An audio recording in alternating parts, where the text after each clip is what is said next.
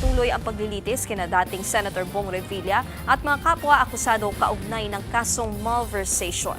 At live mula sa Sandigan Bayan sa Quezon City, may express report si Arles de los Santos. Arles, nagpakita na ba si former Senator Revilla?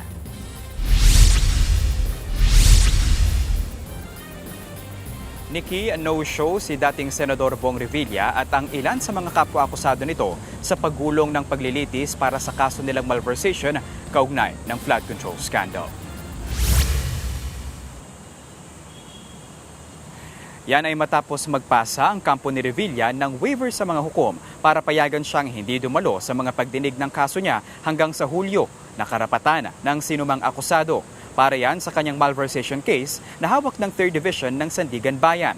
Humarap bilang testigo ng prosekusyon ngayong Miyerkules si Assistant Secretary Alex Bote na dating Director for Planning Service ng DPWH Central Office. Ani Bote, hindi raw dumaan sa kanya ang erata ng DPWH budget noong 2025 kung saan ipinasok ang umano'y nabistong Ghost Flood Control Project sa Pandi, Bulacan na nagkakahalaga ng 92.8 million pesos. Na-bypass daw siya at dumiretso agad ito sa pumanaw na dating DPWH Undersecretary na Maria Catalina Cabral na may hawak naman ng Planning Division.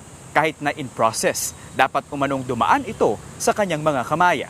Kalaunan, nakasama ang naturang flood control project at nabistong non-existent nga sa Pandi, Bulacan kung saan lumalabas na nagkaroon umano ng sabwatan sa pagitan ng mga opisyal ng DPWH Bulacan para mailabas ang pondo rito at ma-deliver kay Revilla.